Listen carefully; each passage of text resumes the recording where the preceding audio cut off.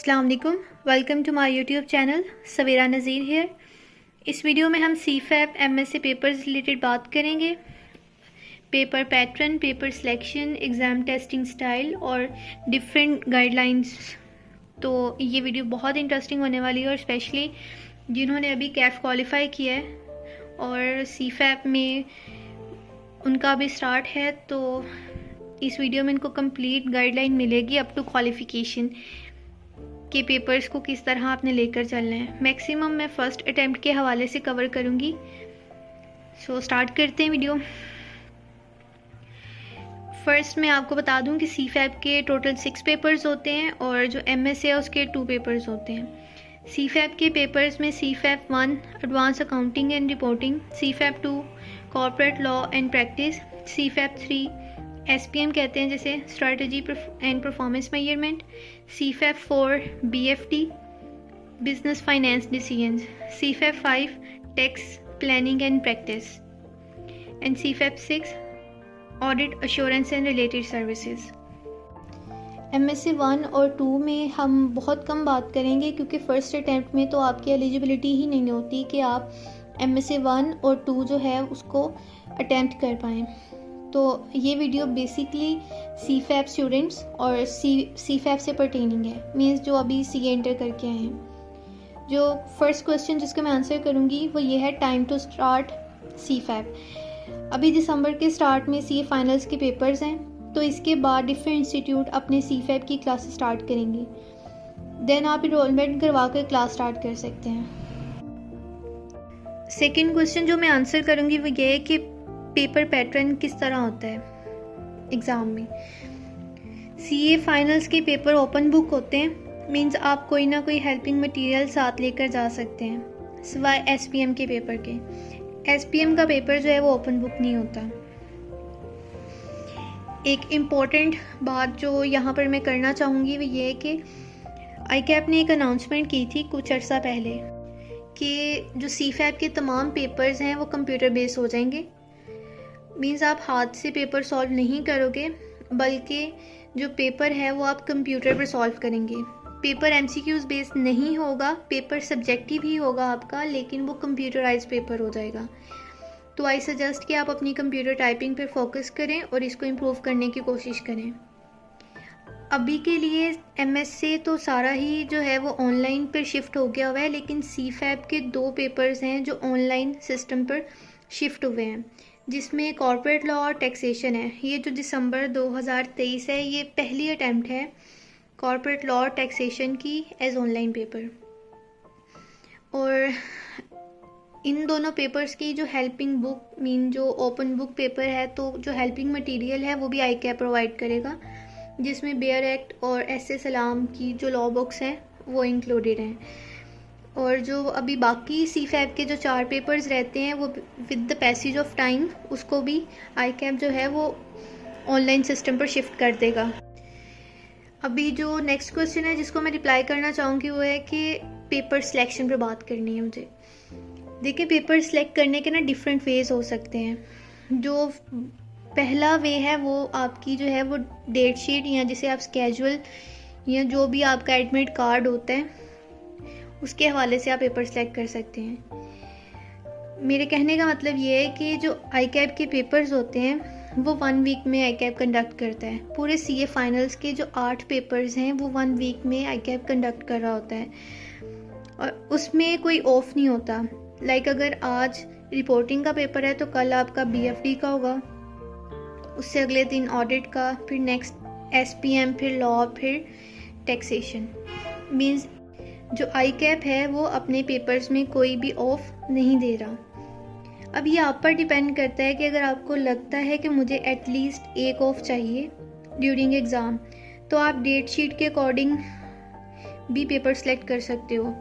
कि for example अगर सबसे पहला पेपर रिपोर्टिंग का है तो नेक्स्ट पेपर आप ऑडिट उठा लो, क्योंकि रिपोर्टिंग और ऑडिट के दरमियान जो है 1 डे ऑफ है। ठीक है, इससे आप ये होता है कि थोड़ा सा ना मेंटली बंदा प्रिपेयर हो जाता है कि मुझे एग्ज़ाम में किस तरह लीव्स मिलेंगी, और वो उस हिसाब से जो अपनी प्रेपरेशन है उसको बिफोर हैंड कंप्लीट कर लेता है। जो आई कैप का स्केजुअल है ना एग्ज़ाम्स का, लाइक पहले रिपोर्टिंग का पेपर होगा तो हर बार पहले रिपोर्टिंग का पेपर ही होगा। लाइक अपना जो पैटर्न है पेपर्स का वो आई कैप चेंज नहीं करता। अगर उसने पहला पेपर रिपोर्टिंग का लेना है और लास्ट पेपर जो है वो टैक्सेशन का है तो हमेशा ऐसे ही होगा, और पेपर जो है वो 1 वीक के अंदर ही आई कैप ने सारे कंडक्ट कर लेने हैं। जो MSA 1 और MSA 2 का पेपर है ना वो आई थिंक रिपोर्टिंग और BFD की प्लेस पे हो जाता है, क्योंकि जब तक आपके वो पेपर्स पास नहीं होंगे तो आप MSA का पेपर नहीं दे सकते। तो आई कैप को पता होता है कि जिसने MSA अटैम्प्ट करना है तो उसका रिपोर्टिंग का पेपर तो हो नहीं सकता क्योंकि वो ऑलरेडी पास होगा। तो उन डेज़ में जो है ना एडजस्ट करके MSA का पेपर जो है वो एक ही वीक में आई कैप अपने पूरे स्केड्यूल को ना कंप्लीट करता है। अब सजेस्टेड पेपर्स पे बात कर लेते हैं। लाइक एक तो मैंने आपको वे बता दिया कि आप अपनी एग्ज़ाम डेट शीट देखकर भी पेपर को सिलेक्ट कर सकते हो कि मुझे अगर एग्ज़ाम में लीव्स चाहिए तो मैं ये पेपर रखूँगा, और जो है ना वो अपना जो एग्ज़ाम टाइम है वो स्ट्रेसफुल नहीं रखूँगा, या मुझे एटलीस्ट इतना रेस्ट चाहिए नेक्स्ट पेपर अटैम्प्ट करने के लिए। लेकिन नॉर्मली इस चीज़ की तरफ लोग जा नहीं रहे होते। वो कहते हैं कि हम बिफोर हैंड प्रिपरेशन कर लेंगे, एक दिन में क्या ही हमने कर लेना है। अगर हमने 6 मंथ्स या जो पूरा 1 साल है अगर आपकी फ़र्स्ट अटैम्प्ट है और आपने वेस्ट किया है तो लास्ट 1 डे में क्या हो जाएगा।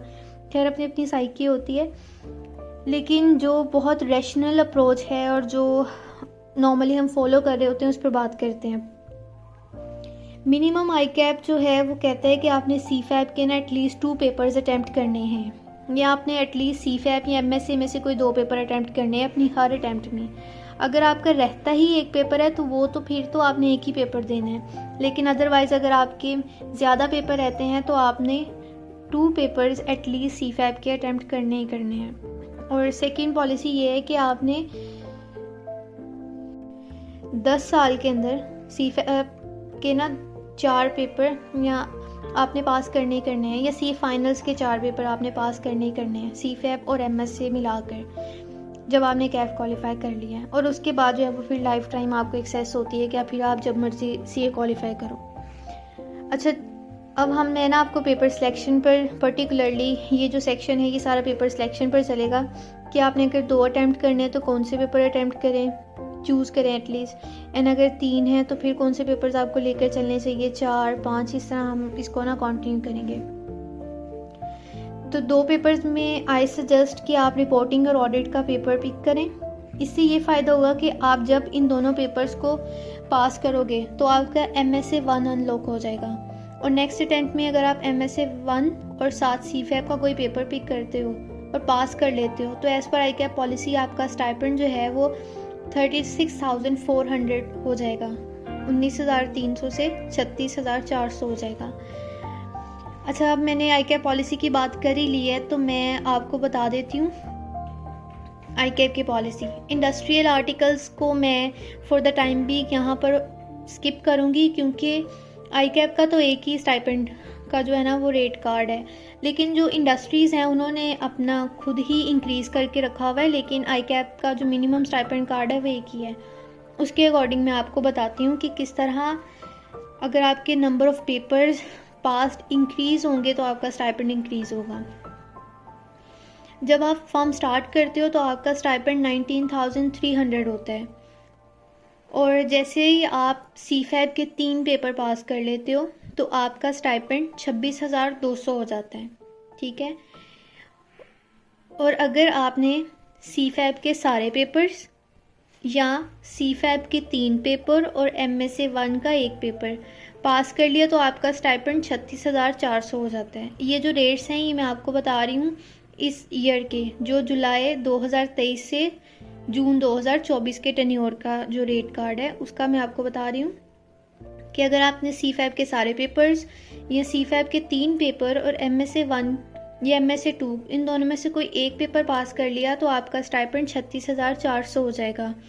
और क्वालिफाई करने पर मीन्स CA फाइनल के सारे पेपर्स, टोटल 8 पेपर हैं, पास करने पर आपका स्टाइपेंड 72,400 हो जाएगा। अब इसलिए मैंने आपको 2 पेपर जो सिलेक्ट करवाए हैं वो रिपोर्टिंग और ऑडिट करवाया है कि जब आप ये दोनों पेपर पास करोगे तो MSA 1 अनलॉक होगा, और फिर नेक्स्ट अटेम्प्ट में अगर आप मज़ीद CFAP का 1 पेपर और MSA 1 क्लियर कर जाओगे तो स्टाइपेंड जो है वो आपका 36,400 हो जाएगा। ठीक है, वो 19,300 वाली रेस से आप निकल जाओगे बाहर। अब 3 पेपर सिलेक्शन पर बात कर लेते हैं। ठीक है, इसमें ना मैं आपको 2 पेयर रेकमेंड करूँगी। कुछ स्टूडेंट्स होते हैं जो थ्योरी लवर होते हैं, और कुछ स्टूडेंट्स होते हैं मेरी तरह जिनको होता है कि न्यूमेरिकल पोर्शन ही हमें ज़्यादा हो, वो थ्योरी से बहुत दूर भागते हैं। ठीक है, तो अगर तो आप थ्योरी जो है वो इजी समझते हो कि मुझे याद करना या मुझे चीज़ें जो है रिटन फॉर्म में अब्जॉर्ब करना ज़्यादा इजी है, तो आई रिकमेंड कि आप रिपोर्टिंग, ऑडिट और एसपीएम दो। रिपोर्टिंग ऑडिट ऑलमोस्ट सभी पेयर्स में ना कांस्टेंट रहेगा। उसकी रीज़न मैंने आपको पहले बिफोर हैंड अभी बता दी है कि आपने अपना स्टाइपेंड भी तो इंक्रीज़ करवाना है ना। अच्छा, रिपोर्टिंग, ऑडिट और एसपीएम सजेस्ट किया है, और अगर कोई न्यूमेरिकल लवर है तो वो रिपोर्टिंग, ऑडिट और साथ में बीएफडी दे लें। लेकिन ये कि जो बीएफडी और रिपोर्टिंग है ना, उसका पेयर थोड़ा हैवी हो जाता है। ठीक है, क्योंकि दोनों जो पेपर हैं वो कंसेप्चुअल हैं। तो अगर इन केस आपको रिपोर्टिंग, बीएफडी हैवी लगे तो देन भी आप जो है ना वो एसपीएम चूज़ कर लो। हमारे पास टैक्स का ऑप्शन भी होता है इसमें कि आप रिपोर्टिंग, ऑडिट और टैक्स का जो है ना वो पेयर कर लो। लेकिन मैं वो क्यों नहीं रेकमेंड किया वो मैं आपको अभी कुछ देर में बताऊंगी कि टैक्सेशन को फर्स्ट जो अटैम्प्ट है उसमें मैं क्यों नहीं रेकमेंड कर रही।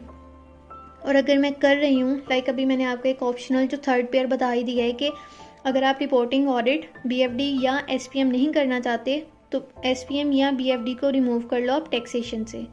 फिर आपका पेयर हो जाएगा रिपोर्टिंग, ऑडिट और टैक्स। मैं आपको बताऊंगी कि टैक्सेशन में क्या फ्लॉज होते हैं, और अगर आपने फर्स्ट अटैम्प्ट में इसको करना है तो किस तरह पिक करना है। अब हम आ जाते हैं 4 पेपर सिलेक्शन पे। ये जीनियस लोगों की बात करने लगी हूँ जिन्होंने कहना है कि भाई 4 पेपर्स अटैम्प्ट करने हैं। तो इसमें भी 2 अप्रोचेज़ हैं हमारे पास।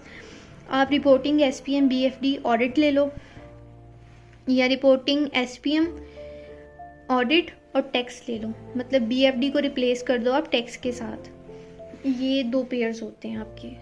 ठीक है, अब मैं आपको ये बताने लगी हूँ कि मैंने, अच्छा इस पर बात करते हैं बाद में। अभी मैं अल्ट्रा जीनियस लोगों की तो बात भूल ही गई कि जिन्होंने 5 पेपर्स उठाने हैं उनको क्या करना चाहिए।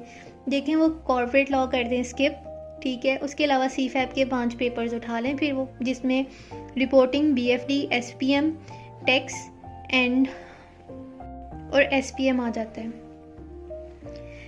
ठीक है, अब मैं यहाँ पर एक डिस्क्लेमर भी दूंगी कि नो डाउट जो स्टूडेंट्स कह रहे हैं स्टार्टिंग में हमारे जो मोरल्स और मोटिवेशंस होती हैं ना वो बहुत हाई होती हैं कि सीफैप जो है ना वो तो हमने ऐसे कर लेना है, मतलब जल्दी जल्दी पेपर्स पास करने हैं। लेकिन जैसे ही हम फर्म ज्वाइन करते हैं और डेफिनेटली हमारा स्टार्ट होता है और हमें फर्म में भी एक रेपो बिल्ड करनी होती है कि बच्चा काम करने वाला है, तो समटाइम्स हमारी जो स्टडीज़ है ना वो निगलेक्ट हो जाती हैं। और हम लोगों ने अगर स्टार्ट में मोटिवेशन ये रखी हो ना कि 5 करने हैं, कुछ देर के बाद हमें लगता है 4 करने हैं, फिर कुछ देर के बाद लगता है 3 करने हैं, फिर हम आहिस्ता आहिस्ता 2 पे आ जाते हैं। और इन वर्स्ट केस हम कहते हैं एक पेपर अटैम्प्ट करना है और एक में सिर्फ अटेंडेंस लगानी है कि हम आई कैब का जो मिनिमम 2 पेपर रिक्वायरमेंट है उसको फुलफिल कर पाएँ। तो आपने अपने डिसीजंस को रैशनल होकर लेना है। अगर आपको स्टार्ट में लग रहा है 5 पेपर्स हैं और आपकी मोटिवेशन और आपकी कंसिस्टेंसी उस चीज़ को अलाउ कर रही है, देन आप 5 की तरफ जाओ। वैसे तो लोग 6 की तरफ भी जा सकते हैं। अगर आई थिंक मैंने कहीं पढ़ा है कि C5 के जो है ना वो आप 6 पेपर्स अटेम्प्ट कर सकते हो। ये जो है ये कमेंट सेक्शन में कोई ना कंफर्म करके दे मुझे वैसे कंफर्म ही है, लेकिन चूंकि अभी मैंने वीडियो स्टार्ट करने से पहले इस पॉलिसी को अगेन जो है वो रिवाइज़ नहीं किया या देखा नहीं है, लेकिन ये मुझे कोई कमेंट सेक्शन में ना कंफर्म करके दे कि कितने पेपर्स जो है ना वो मैक्स उठा सकते हैं आप सी फाइनल्स में। अब जो है कुछ बातें जो कि मैं पेपर पैटर्न और पेपर सिलेक्शन की एक्सटेंशन में करूँगी, वो ये कि आपके कुछ पेपर्स हैं जिसके सिलेबस को कवर करना थोड़ा मुश्किल होता है, लाइक 6 मंथ्स में। जैसे रिपोर्टिंग का पेपर, क्योंकि रिपोर्टिंग में स्टैंडर्ड्स बहुत ज़्यादा होते हैं, तो इसके लिए मैं ये सजेस्ट करूँगी कि आप इसको फर्स्ट अटैम्प्ट में दें, क्योंकि फर्स्ट अटैम्प्ट में टाइम ज़्यादा होता है इसलिए। और सेकंड जो जिस पेपर पे मैं बात करूँगी वो कॉर्पोरेट लॉ का पेपर है। कॉर्पोरेट लॉ का पेपर ना मेरे नज़दीक सीफैप में सबसे कंसेप्चुअल पेपर है, क्योंकि इसमें बहुत कंसेप्ट्स हैं, बहुत ऐसी डिफरेंट बातें होती हैं जो आप कैफ लेवल तक पढ़कर नहीं आए हुए। ये कैफ का जो मर्केंटाइल लॉ है और जो कंपनी लॉ है, उससे बहुत डिफरेंट गेम है, ये समझ लें आप। तो इसके लिए रिकमेंडेड ही ये होता है कि इसको ना लास्ट पर दें आप, लाइक अगर CFAP के पेपर्स भी दे दें, MSc भी दे दें आप, और लास्ट पे इसको रख लें। तब तक ये होता है कि आपका माइंड मैच्योर हो जाता है और आप प्रैक्टिकली भी फॉर्म लाइफ में चीज़ों को देख रहे होते हो। फिर तब तक इस पेपर को समझना और इसके साथ कंसेप्चुअल बिल्डिंग करना वो एक डिफ़िकल्ट चीज़ नहीं रहती। वो आप एक मैच्योर माइंड के तौर पे ना इस पेपर को ले रहे होते हो। इसलिए मैंने इसको फर्स्ट अटैम्प्ट में कहीं भी रेकमेंड नहीं किया। लाइक अगर आप 5 पेपर तक भी जा रहे हो ना, तो मैं आपको कह रही हूँ कि कॉर्पोरेट लॉ के अलावा बाकी सब अटैम्प्ट कर लो। अब 6 वाला तो अल्ट्रा जीनियस है, उसकी मैं क्या बात कर सकती हूँ। अब हमने रिपोर्टिंग के पेपर के हवाले से बात कर ली। कॉर्पोरेट लॉ में आपको कह दिया कि मैं इसको रेकमेंड फर्स्ट अटैम्प्ट में क्यों नहीं करी। अब टैक्सेशन के पेपर में आपको अगर याद हो तो जो 3 पेपर सिलेक्शन में मैंने आपको ना एक पेयर बताया था, रिपोर्टिंग, ऑडिट और टैक्सेशन। अब टैक्सेशन की जो मैंने एक गाइडलाइन होल्ड करवाई थी, मैं वो बताने लगी हूँ। टैक्सेशन के पेपर के हवाले से ये गाइडलाइन है कि हम पाकिस्तान में रहते हैं और पाकिस्तान में टैक्स लॉ बहुत फ्रीक्वेंटली चेंज होते हैं। अब अगर आप फर्स्ट अटैम्प्ट में टैक्स रखो और अटैम्प्ट में 1.5 साल हो, तो आपने जब तक पेपर देना है टैक्स में तो बहुत चेंजेस आ जाएंगी। और ICAP के अकॉर्डिंग वो पेपर से सिर्फ 4 माह पहले वाली जो चेंजेस है उसको टेस्ट नहीं करता, ठीक है। और उससे जो प्रीवियस चेंजेस होती हैं वो सारी टेस्ट होंगी। अब अगर आपकी अटैम्प्ट में 1.5 साल है और तब से टैक्स पढ़ना शुरू करोगे, तो फिर मेरा ख्याल है कि पेपर तक इतनी चेंजेस आ जाएंगी कि आप जो है ना वो डबल माइंडेड हो जाओगे कि टैक्स में हो क्या रहा है, ठीक है। अब बाकी सब टैक्सेबल अच्छा, मेरी सजेशन यहाँ पे ये है कि अगर आपने फर्स्ट अटैम्प्ट में टैक्स देना है ना, तो आपको चाहिए कि एग्ज़ाम से ना 6 माह पहले आप टैक्स पढ़ना स्टार्ट करो। और ये सब्जेक्ट ईजिली 6 मंथ्स में ना कवर हो जाता है। लाइक आपका जो सबसे कम सिलेबस है ना, वो मेरा ख्याल है कि टैक्सेशन का है। SPM जो है वो उसके 20 चैप्टर्स हैं, लेकिन वो कवरेबल हैं, लाइक वो थ्योरी टाइप है। लेकिन टैक्सेशन का जो सिलेबस है ना वो सबसे कम है, और इसको ना आपने लास्ट 6 मंथ्स में लेकर चलना है एग्ज़ाम से पहले। अब एक बोनस टिप है, ये है कि पाकिस्तान में जो बजट है ना वो 1 साल के बाद अनाउंस होता है, लाइक 1 जुलाई 2023, ठीक है, और ये चलेगा जून 2024 तक। अब इसमें ये रिकमेंडेशन है कि आपको चाहिए कि आप दिसंबर वाले अटैम्प्ट में जो है ना वो टैक्स का पेपर दो।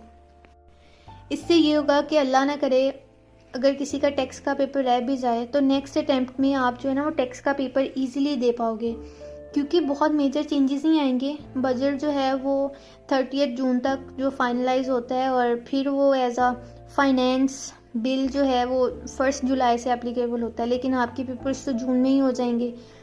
तो ये है कि फिर जो मेजर चेंजेस नहीं होंगे, और आपने जो प्रीवियसली लेक्चर्स वगैरह लिए होंगे उन्हीं की बेसिस पे जो है वो आप जून अटैम्प्ट भी दे लोगे उसकी, ठीक है। I hope this video is helpful for you.